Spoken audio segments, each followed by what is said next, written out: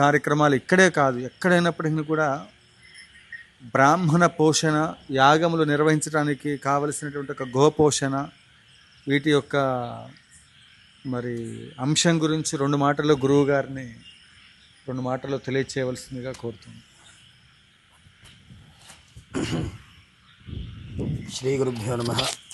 జయ జయ రాజశ్యామల, జయ జయ వారాహి, జయ జయ శంకర, హరశంకర, కామకోటి శంకర. ఇక్కడ జరుగుతున్నటువంటి యాగంలో అమ్మవారిని దర్శించుకోవడం ఒక విశిష్టత అయితే, మనకి ప్రతి నిత్యము కూడా ప్రతి బ్రాహ్మణ్ణి కూడా ఎందుకు పోషించుకోవాలి అంటే, యావత్ భారతదేశంలోనే కాదు యావత్ ప్రపంచంలో ఏ బ్రాహ్మడు ఎక్కడ ఏం పూజ చేసినా కూడా మొట్టమొదట మనకి కంచి పరమాచార్య స్వామి వారు కూడా అందుకే చెప్పారు, వారి యొక్క నిత్య విధులు ఏవైతే ఉంటాయో సంధ్యావందనాది క్రియలన్నీ కూడా చేసుకోమని చెప్తారు. ఆ మొట్టమొదట ఎవరు ఏ బ్రాహ్మడికి చెప్పినా కూడా ఆ సంధ్యావందనాది క్రియల్లోనే సంధ్యావందనం కూడా ప్రతి ఒక్కరూ అనుకుంటారు లోకంలో, ఆయన ఏదో బ్రాహ్మడు ముక్కు మూసుకుని కూర్చున్నాడు, ఆయన కోసం కూర్చున్నాడు అని చెప్పేసి ఏదో అనుకుంటూ ఉంటారు. కానీ ఆ సంధ్యావందనం చేసే దాంట్లోనే ఉంది, పృథివ్యాపస్తేజో వాయురాకాశాత్ యాగం సదా సర్వభూతాని చరాణి స్థావరాణి చ అంటాడు. అంటే పృథివీ ఆపస్తేజో వాయు ఆకాశాత్, ఈ పంచభూతాల్లో నివసించేటువంటి యాగం సదా సర్వభూతాన్ని, ఎన్ని ప్రాణులైతే ఉన్నాయో, భూతాలంటే ఇక్కడేదో భూతాలు దెయ్యాలని కాదండి, ఈ ఎక్కడ ఉన్నటువంటి ప్రాణులన్నీ కూడా చరాణి స్థావరాణి చ, చరించేటువంటివి అంటే నడిచేటువంటివి, పాకేటువంటివి, ఈదేటువంటివి, ఇవన్నీ చరించడం అంటే ఒక చోట నుంచి ఇంకో చోటకి జరగటం అన్నమాట. అంటే వాటికే అవి జరిగేటువంటివి. స్థావరాణి చ, జరగకుండా ఉండేటువంటివి కొన్ని ఉంటాయి, చెట్లు, పర్వతాలు, నదులు వగైరాలు ఉంటాయి కొన్ని, అవి అక్కడికక్కడే ఉంటాయన్నమాట. చరాణి స్థావరాణి చ సాయం ప్రాతర్నమస్యంతి సామా సంధ్యాభిరక్షతు అంటాడు.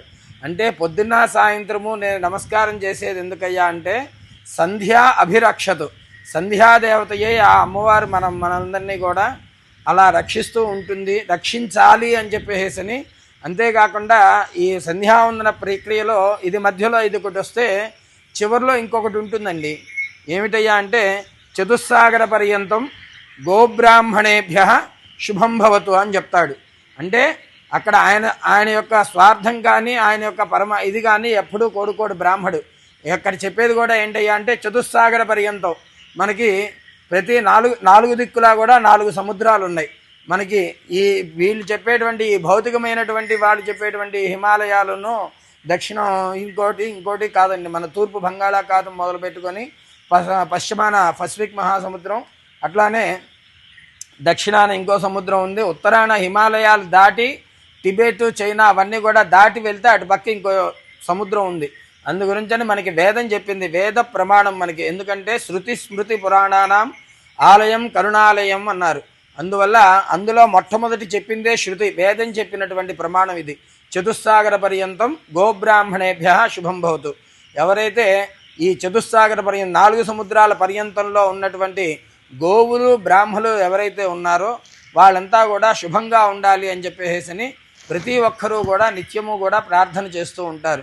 అందుకే మనకి ఏం చెప్తామంటే ఏదైనా పూజ చేసేటప్పుడు కూడా స్వస్తి ప్రజాభ్య పరిపాలయంతాం న్యాయేన మార్గేణ మహిమహీషాః గోబ్రాహ్మణేభ్య శుభమస్తు నిత్యం లోకాః సమస్తాః సుఖినో భవంతు అని చెప్పేసి మనకి మన పెద్దలు ఉపదేశించారు.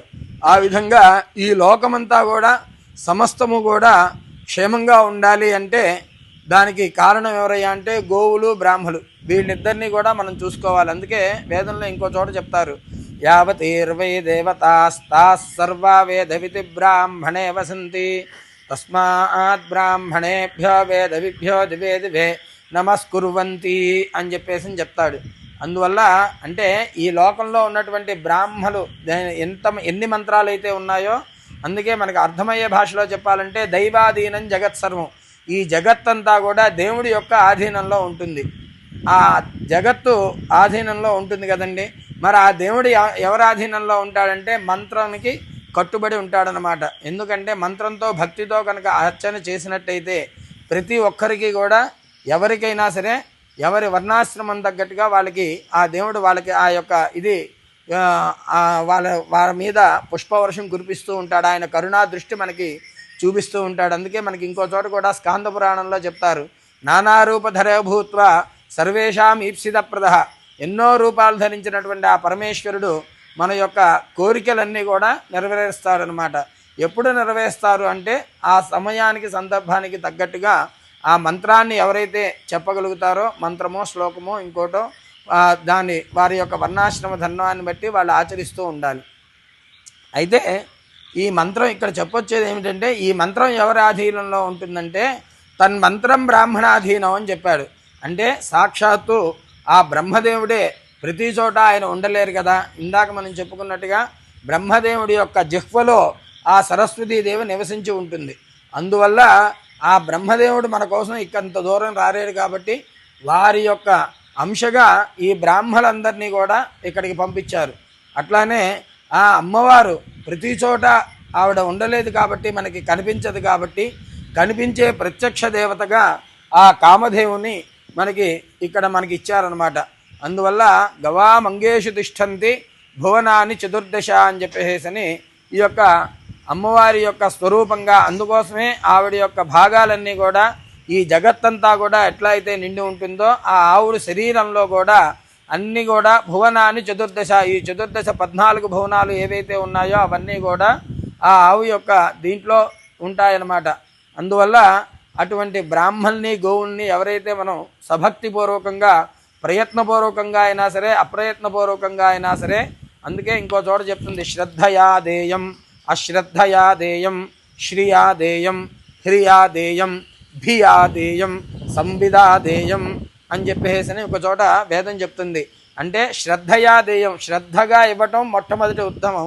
లేదు అశ్రద్ధయా దేయం, ఏదో ఇచ్చానులే అన్నట్టుగా ఇచ్చినా కూడా చాలట, అందులోంచి మనకు కాస్త పుణ్యం వస్తుంది. లేదా కనీసం భయపడుతూ కొంతమంది ఇస్తారు, కొంతమంది సిగ్గుపడుతూ ఇస్తారు. ఈ విధంగా అలా ఎలా ఇచ్చినప్పటికీ కూడా ఈ బ్రాహ్మణులకు ఇచ్చినటువంటి ద్రవ్యము అట్లానే గోవుకి ఇచ్చినటువంటి ద్రవ్యము ఎప్పుడూ కూడా మనకి ఎలా అయితే మనం బ్యాంకుల్లో డిపాజిట్ చేసుకున్న సొమ్ము ది సాక్షాత్తు కంచి పరమాచార్య స్వామి వారే చెప్పినటువంటి మాట అండి. అందువల్ల ఆ గోపోషణ, ఈ వేద పోషణ, వేద నిధి, అక్కడ మీరు ఎవరిని పోషిస్తున్నారంటే బ్రాహ్మడు అంటే చెప్పడానికి ఏదో ఒక రూపం కావాలి కాబట్టి ఆ అమ్మవారు ఆ రూపాలని సృష్టించుకుంది అంతే. కాబట్టి సాక్షాత్తు ఆ అమ్మవారే వారి ముఖం నుంచి వస్తుంది కాబట్టి ఇక్కడ ఆ బ్రాహ్మణ పోషణ, గోపోషణ ఎవరైతే చేస్తారో వారి యొక్క ఇదంతా కూడా వారికి ఇంతకీ అన్ని రెట్లు తిరిగి ఆ అమ్మవారు మళ్ళీ వాళ్ళకి ఇస్తుందన్నమాట. అంతేకాకుండా మనకి ఇంకో చోట ఒక మాట చెప్తారు, ఏమిటయ్యా అంటే దరిద్రాయ కృతందానం శూన్యలింగస్య పూజనం అని చెప్పేసి చెప్తారు. అంటే మనం బాగా దరిద్రంలో ఉన్న వాళ్ళకి దానం చేయాలి. అంటే ఇటువంటి పరిస్థితుల్లో ఇదేదో దరిద్రంలో ఉన్నారని కాదండి. దరిద్రము అంటే అక్కడ సరైనటువంటి వ్యవస్థ లేకపోవటమే దరిద్రం. అందువల్ల దాన్ని పోషించుకోవాలి మనం.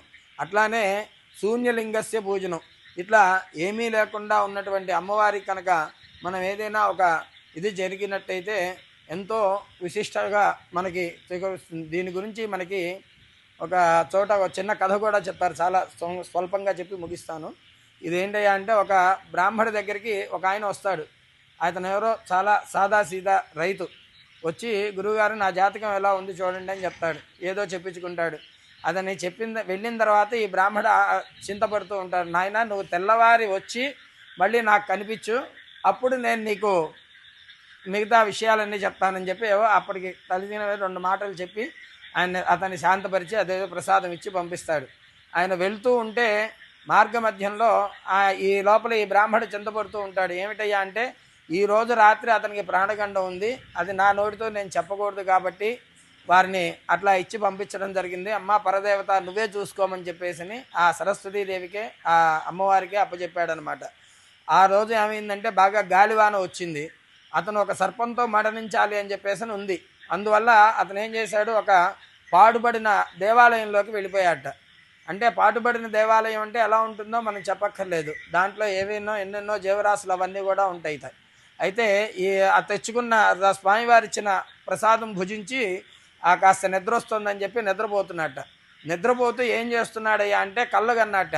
ఈ అమ్మవారు అయ్యవారిని చూస్తేనేమో చాలా ఇదిగా ఉన్నాయి, కానీ నాకే కనుక ద్రవ్యం కనుక ఉన్నట్టయితే ఈ యొక్క దేవాలయాన్ని నేను ఎంతో అభివృద్ధి చేసేవాడిని, లేదా మా చుట్టూతా ఉన్న వాళ్ళందరినైనా తీసుకొచ్చి మేము అభివృద్ధి చేస్తాము అని చెప్పేసి నిద్రపోతూ ఈ దేవాలయాన్ని అభివృద్ధి చేసినట్టు, దానికి ఏదో కాస్త ఇది చేసినట్టు, మణులు మాణిక్యాలు సమర్పించినట్టు అలా కలలు కంటూ పడుకున్నట్ట.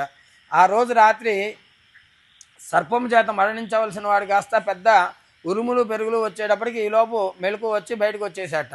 ఉన్నట్టుండి దేవాలయం కాస్త మొత్తం ఇదైపోయింది, ఆ గాలివానికి పడిపోయిందిట. అమ్మ బతికించావు అని చెప్పేసి అనుకొని మళ్ళీ తెల్లవారి తిరిగి మళ్ళీ ఈ బ్రాహ్మడి దగ్గరికి వచ్చారట. వచ్చేటప్పటికి ఆ బ్రాహ్మడు చూసి ఆశ్చర్యపోయాట. ముందు ఏమిరా, ఎలా వచ్చావు, ఏం జరిగిందో, అసలు ఏం జరిగిందో మొత్తం ఏది దాచకుండా చెప్పు, నేను చెప్తాను నీకు అని అన్నట్ట. అంటే అప్పుడు చెప్పారట, అయ్యగారు ఇలా మీరు ఇచ్చారు, పండిచ్చారు, తిన్నాను, నిద్ర వస్తుందని చెప్పి ఒక గుళ్ళో పడుకున్నాను. ఆ గుళ్ళో నాకు ఇలా కల వచ్చిందండి, ఇలా అనుకున్నాను నేను, అన్నీ కూడా అతనికి స్మరణలోనే ఉన్నాయన్నమాట. ఇలా కల వచ్చింది, ఈ లోపల పెద్ద పుడికి పడింది, దేవాలయం పడేట్టుగా ఉంటే నేను బయటకు వచ్చేసాను అని చెప్పేసి అని చెప్పారట. చెప్పేటప్పటికి అప్పుడు స్వామివారు అన్నట్ట, ఆ బ్రాహ్మణోత్తముడు చెప్పాడట, ఓరే మహానుభావ, ఇదంతా కూడా అమ్మవారి కృపనాయన, నీవు దేవాలయం కట్టాలి అన్న ఆలోచనకే అమ్మవారు నిన్ను సగం ఫలితం, నీకున్నటువంటి దోషాలన్నీ కూడా తొలగించేసేసింది. కాబట్టి అమ్మవారు ఎలా ఆజ్ఞాపిస్తే ఇంక నుంచి నీకు పూర్ణాయుద్ధాయం వస్తుందని చెప్పేసి చెప్పారనమాట. అందువల్ల అంటే ఇప్పుడు ఎందుకు చెప్పవచ్చానంటే, ఇట్లా దేవాలయ నిర్మాణానికి మనం కనుక ఎవరమైతే భూరిగా అతను అనుకున్న దానికే అంత ఫలితం ఇస్తే, నిజంగా కట్టించి ఇచ్చేసినటువంటి వాళ్ళకి మనం ఎంతోమంది రాజుల్ని చెప్పుకుంటున్నాం. అందులో ప్రముఖంగా చెప్పుకునేటువంటి వాళ్ళు చోళరాజుల్ని చెప్పుకుంటాం, అట్లానే చాళుక్యుల్ని చెప్పుకుంటాం, కృష్ణదేవరాయల్ని చెప్పుకుంటాం. అంతెందుకండి, కృష్ణదేవరాయల కంటే కూడా చాలా తక్కువ వాడు మనకి తెలిసి సుమారుగా ఒక 100 సంవత్సరాల క్రితమేమో అనుకుంటున్నాను, నాకు సరిగ్గా పూర్తిగా తెలియదు. రావు బహదూర్ రాజా వాసిరెడ్డి వెంకటాద్రి నాయుడు గారని చెప్పేసి మనకి ఈ ప్రాంతాల్లోనే నడియాడారని చెప్పేసి చెప్తూ ఉంటారు. వారు కూడా ఇక్కడ ఉన్నటువంటి ఈ చుట్టుపక్కల పరిగణాల్లో ఉన్నటువంటి చాలా దేవాలయాలకి అభివృద్ధి చేయడానికి ఎంతో ఇచ్చారని చెప్పేసి ఇప్పటికీ కూడా వారి గురించి చెప్పుకుంటూ ఉంటారు. అందువల్ల మనం అందరము కూడా ఈ యొక్క దేవాలయ నిర్మాణానికి మన వంతు సహకారంగా ఏదో మనకి తోచింది, అంత కొండంత దేవుడికి కొండంత పత్రి సమర్పించలేమండి. ఎందుకంటే శ్రీకృష్ణ తులాభారంలో మనకి చూసినట్టయితే శ్రీకృష్ణ లీలలో ఇదొకటి చెప్తారు. అంటే సత్యభామాదేవి ఆయన్ని మనతో కొలుద్దామని చెప్పేసి ఉన్నటువంటి బంగారం అంతా కూడా తీసుకొచ్చి త్రాసులో పెడుతుంది. అయినా సరే ఆ స్వామివారు ఏమాత్రము కూడా కదలరు. ఆయన ఘటనా సముద్రుడు, ఆయనకి తెలియందేమీ లేదు. అంతలోపల ఈ రుక్మిణీదేవి వచ్చి ఒక చిన్న తులసీదళం ఇవ్వంగానే వారు స్వామివారు అమాంతం కూడా ఇదైపోతారనమాట. అందువల్ల అలా తులసీదళంగా మనకు తోచినంత ఎంతో కొంత ఇప్పుడు మనకి వేదం నిర్ణయించినట్టుగా ఏతదను శాసనం ఏవముపాసితవ్యం ఏవము చేతదుపాస్యం అని చెప్పేసి మనకి వేదం చెప్తుంది. ఇది శాసనంగా చెప్తున్నాను రా అబ్బాయి. కాబట్టి మీరు ఎట్లాగైనా సరే, అందుకోసమే ముందర చెప్పింది శ్రద్ధయాదేయం అశ్రద్ధయాదేయం. శ్రద్ధగానో భయంతోనో భీతితోనో సిగ్గుపడుతూనో ఎట్లాగొట్లా వీటన్నిటికీ కూడా మీరు కాస్తో కూస్తో దాన ధర్మాలు చేయండి రా అబ్బాయి, మీకున్నటువంటివన్నీ కూడా మేము సమర్పించేస్తాము అని చెప్పేసి ఆ అమ్మవారు మనందరికీ కూడా ఈ వేదమాత అనుగ్రహం చేత చెప్తోంది. కాబట్టి మనందరము కూడా ఈ యొక్క గోశాల అభివృద్ధికి, ఈ రాజశ్యామలాదేవి ఆలయ నిర్మాణానికి మనకి తోచినట్టుగా ఏదో మనకి తోచిన మారేడు దళాలో తులసీ దళాలో మనకి తోచిన దక్షిణ అమ్మవారికి సమర్పిస్తే ఎవరి దగ్గర ఎంత తీసుకోవాలో ఆవిడే చెప్తుంది. ఎందుకు చెప్పొచ్చానంటే, సాక్షాత్తు పరమాచార్య నడయాడే దైవం పరమాచార్య స్వామి వారి దీంట్లోనే ఒక చోట చెప్తారు, అమ్మవారి కామాక్షి అమ్మవారి గుడి పునర్నిర్మాణం చేద్దాము అని చెప్పేసి ఆ స్వామివారు అనుకుంటారు. అది బాగా శిథిలం అయిపోయింది, ఏం చేయాలా అని చెప్పేసి ఆలోచిస్తూ అభిషేకం చేస్తూ ఆయన మధ్యలో వచ్చేసేసి ఇంట్లో పడుకుంటే వారికి నిద్ర పట్టట్లేదు. అయినా ఏదో మాగన్నుగా పట్టిందిట. ఈ లోపల ఎవరో ఒక స్త్రీమూర్తి వచ్చి వారిని లేపిందిట. ఏమిరా అబ్బాయి, నన్ను ఇలా వదిలేసావేమిటి, నా కేశపాశాలు చూడు క్షీరాలతోటి తడిసిపోయి వాసన వస్తున్నాయి, ఏం చేయమంటావు అంటే, అమ్మా ఇలా ఆలోచన వచ్చింది కానీ నేను రాలేక వచ్చేసానమ్మా అంటే, నీకు గుడి కట్టాలంటే నేను లేనా నీ వెనకాల, నువ్వు నన్ను తలుచుకొని ముందరికి వెళ్ళి అన్నీ అవే జరిగిపోతాయని చెప్పేసి ఆ అమ్మవారు మనకి చెప్పింది అని చెప్పేసి మనకి కంచి పరమాచార్య వైభవంలో కూడా చెప్తూ ఉంటారు.